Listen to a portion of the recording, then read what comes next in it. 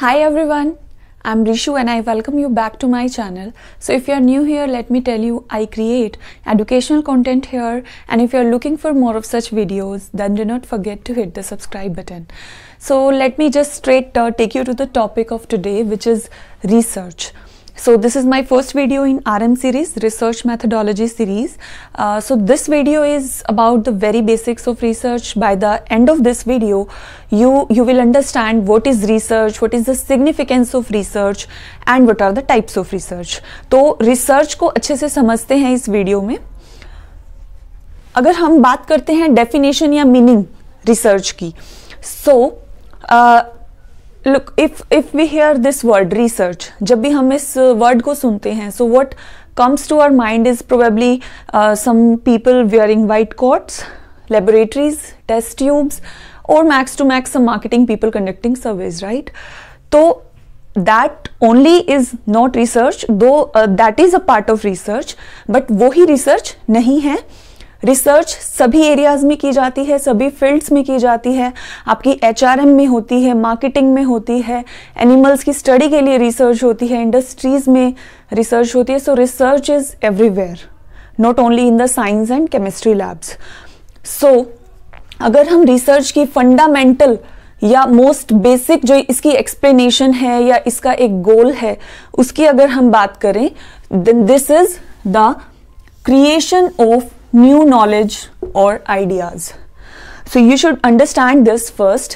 Creation of new knowledge or ideas. आपको जो भी रिसर्च करना है, जो भी आप स्टडी कंडक्ट करेंगे, उससे आपको कुछ नया नॉलेज निकाल के लाना है, कुछ नॉलेज एडिशन आपको करना है already existing body of knowledge के अंदर. तो वो जो होती है आपकी क्रिएशन, दो तरह की यहाँ पे होती है. One is tangible and one is intangible. ठीक है. रिसर्च आप जब भी करेंगे वो एक साइंटिफिक प्रोसेस और इन्वेस्टिगेशन के थ्रू करेंगे. साइंटिफिक प्रोसेस से यहां हमारा क्या मतलब है? साइंटिफिक प्रोसेस है एक आपका कंप्लीट प्रोसीजर है, स्टेप बाय स्टेप. ऐसा नहीं कि आप इंट्यूटिवली इंफॉर्मेशन गैदरिंग कर रहे हैं और उसको आप रिसर्च का नाम दे रहे हैं. No, that is not your research. In the research, you will follow a specific procedure and you will do it like you are doing an investigation. You will collect the data, you will analyze the data. उसके बाद ही आप कुछ conclusions या findings पर arrive करते हैं, जो कि आप further communicate करते हैं society को. तो इसके लिए आप जो क्रिएशन करते हैं न्यू नॉलेज की या न्यू आइडियाज की, वो आपके दो तरह की क्रिएशंस होती हैं. इधर इट इज टैंजिबल और इट इज इंटैंजिबल. टैंजिबल की अगर मैं बात करूं तो जैसे कि suppose if you are in pharmaceuticals and उसमें आपको कोई नई मेडिसिन को लॉन्च करना है, आप एक नई डिसीज को स्टडी करके किसी नए मेडिकल प्रोडक्ट को इंट्रोड्यूस कर रहे हैं, आपने रिसर्च किया है, तो वो आपकी क्या हो जाएगी? Tangible research. So I'm writing here all of these examples in brief so that after later on you can just take a screenshot and you can recollect whatever I have told you. So medicine की जहाँ हम बात करें, because it is tangible product, आप उसको देख सकते हैं, तो वो medicine जो है आपका tangible research आपने किया है. लेकिन on the other hand, if you are bringing a new theory, if you are generating a new principle, ठीक है, तो वो आपकी क्या है? intangible research है. क्योंकि यहां आपने किसी नए प्रोडक्ट को जन्म नहीं दिया है, किसी नई चीज को लॉन्च नहीं किया है, बल्कि आपने एक नए आइडिया को जन्म दिया है. आपने एक नए नॉलेज में आपने एडिशन किया है, एक नई थ्योरी को आपने बनाया है. उस रिसर्च के थ्रू, उन एक्सपेरिमेंट्स के थ्रू आपने प्रूव किया है, जैसे कि न्यूटन्स लॉ है या कोई भी आपका ग्रेविटी का है, law of conservation of energy है. बहुत सारे लॉज आपके एग्जिस्टिंग हैं, जो कि कुछ थ्योरीज हैं आपकी, आप मार्केटिंग में थ्योरीज पढ़ते हैं. तो वो सभी जो प्रिंसिपल्स हैं, कभी ना कभी किसी साइंटिस्ट ने या किसी रिसर्चर ने एक स्टडी के बाद ही उनको प्रूव करके आपके सामने उनको लाया गया है. तो वो सभी आपकी क्या है? A part of intangible research. I hope this is clear to you.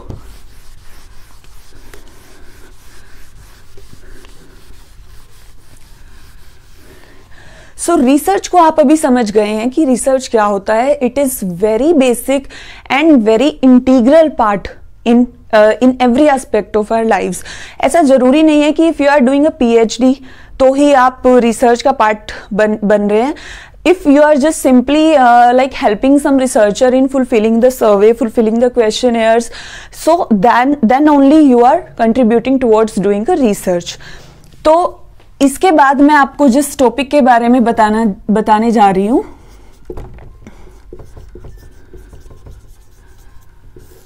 so let me tell you, this topic is very much unclear among students. I have heard many students having a confusion regarding the difference between research method and research methodology. So let me just make it clear to you first that these two terms are completely different terms. You should understand the difference between these two. Look, this is a shorter part of the bigger picture. Research methodology. Research methodology is simply a subject. It is the whole process. It is the whole process, or you can say the theory of the research that you will be undertaking. तो ये आपका पूरा process है जो आप शुरू से लेके एंड तक करते हैं, starting right from the information collection और problem definition and right after the communication of results to the concerned parties.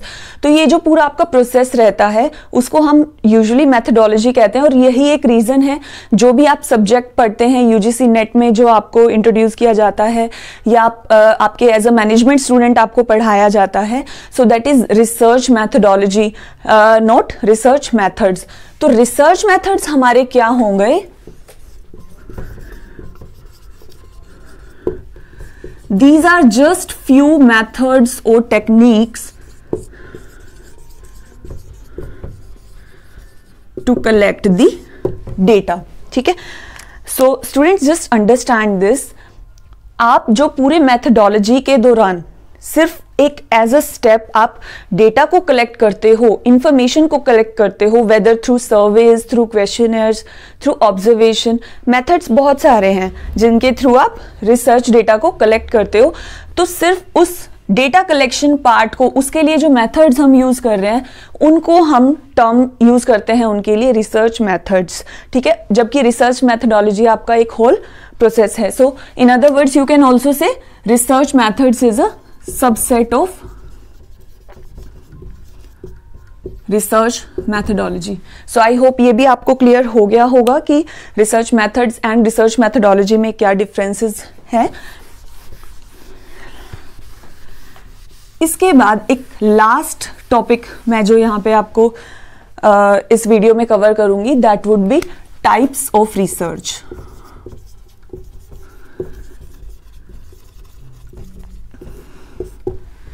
देखिए, there are many types of research. आप बहुत सारी बुक्स को अगर आप पढ़ेंगे, कूपर को, जिकमंड को, सो सभी में आपको डिफरेंट टाइप्स ऑफ रिसर्च मिलेंगे. और आप जब उनको सबको इकट्ठे करोगे तो maybe there will be 15 or 16 types of research that you will have in your hand. तो आप उन सभी को अभी मैं इस वीडियो में कवर नहीं कर सकती, because this video is just about the basics of research. मैं आपको एक रिसर्च समझाना चाह रही हूँ बेसिकली होता क्या है. तो मेरे लिए पॉसिबल नहीं है to cover all the types of research. For that I'll be making a separate video covering all the types of research. So for now I am just covering two major categories, or you can say the two broad categories जिसमें हम research को बांट देते हैं. One is basic research and one is your applied research. Okay. Basic research आपका क्या होता है? देखिए, जैसे कि नाम से ही आप समझ गए होंगे कि basic research is most basic research, जो कि आपका किसी स्पेसिफिक प्रॉब्लम पे अप्लाई नहीं होता, बल्कि ये जर्नलाइज्ड रिसर्च होती है. This is just an addition of knowledge to the already existing knowledge. जो आप एडिशन करेंगे definitely that should be proved through some experiments and through some test and you know जो भी आप टेस्ट उस पर पुट करेंगे रिसर्च करके, तो उसके थ्रू वो प्रूव होनी चाहिए. बट वो आपकी बेसिक रिसर्च होगी, because the solution that you will arrive at, that solution will be to the problems of the humanity as a whole, not a single problem. But applied research की जब हम बात करते हैं तो ये अप्लाई की जाती है किसी स्पेसिफिक प्रॉब्लम पे. It can be a business problem और it can be a health care problem. कोई भी प्रॉब्लम हो सकती है, कोई भी आपका इशू हो सकता है, चैलेंज हो सकता है. सो उसके लिए जब हम एक स्पेसिफिकली रिसर्च को कंडक्ट करते हैं उस प्रॉब्लम को सॉल्व करने के लिए, तो उसको हम किस कैटेगरी में डालते हैं? अप्लाइड रिसर्च में. तो ये हमारी मेजर कैटेगरीज थी जिसमें हम रिसर्च को डिवाइड कर सकते हैं.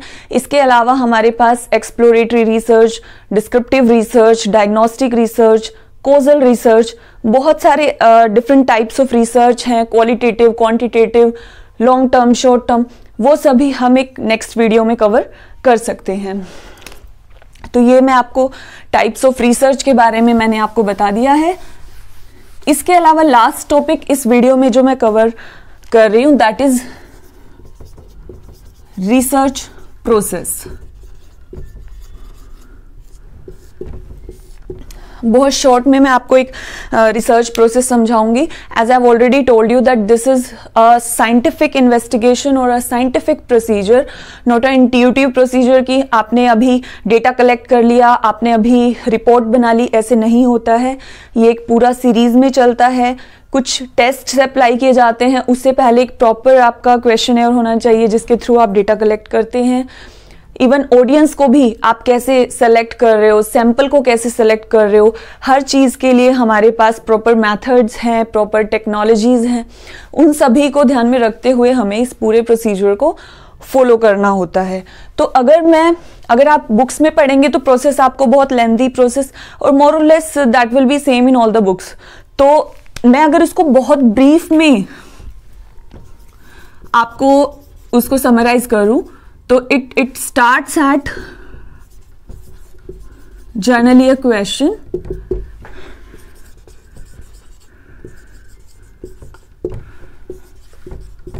and it ends with a conclusion. तो ये जो क्वेश्चन है जहां से ये स्टार्ट होता है हमारा रिसर्च प्रोसेस, वो क्वेश्चन क्या होता है? It is an unanswered question. So the answer to this question is unknown to the researcher, to the society, to everyone. ठीक है, वो चीज हमारे लिए बिल्कुल न्यू होगी जो हम फाइंड आउट करेंगे, जो कंक्लूजन हम लास्ट में फाइंड आउट करेंगे. जैसा कि मैंने आपको पहले भी बताया है कि it will be a new creation to the literature. Okay, so it starts at a question and it ends with the conclusion. Finally जो कंक्लूजन आप कंसर्न पार्टीज को कम्युनिकेट करेंगे. कंसर्न पार्टीज आपकी कुछ भी हो सकती है. अगर आप एक यूनिवर्सल फैक्ट सर्च आउट कर रहे हैं, रिसर्च कर रहे हैं, तो उसमें सोसाइटी या ह्यूमैनिटी आपकी ऑडियंस हो सकती है. अगर आप एक बिजनेस मैनेजमेंट की ओर से रिसर्च कर रहे हैं तो प्रोबेबली उस बिजनेस के ओनर्स या शेयर होल्डर्स आपके कंसर्न पार्टी हो सकती है जिसको आपको रिजल्ट्स को या फाइंडिंग्स को कम्युनिकेट करना है. ठीक है,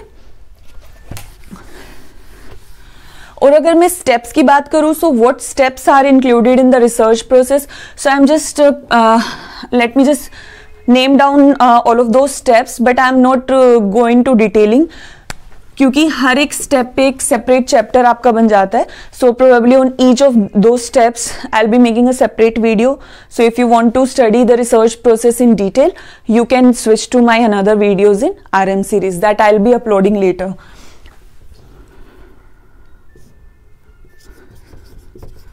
So first step you can say making an observation. First of all researcher क्या करता है? वो observe करता है. He observes what is happening already, what is existing. ठीक है, उसमें existing literature को study करना भी आपका include होता है, आपकी situation को study करना भी include होता है. Then the researcher will define the problem कि problem क्या आ रहा है, issue क्या आ रहा है जो कि हमें resolve करना है. उसके बाद एक हाइपोथेसिस को फॉर्मुलेट किया जाएगा. Formulating hypothesis.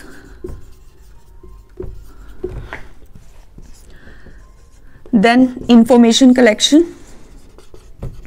और data collection part.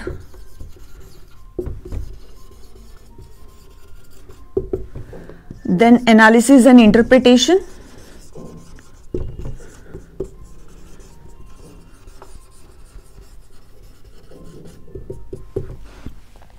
and finally communicating the findings.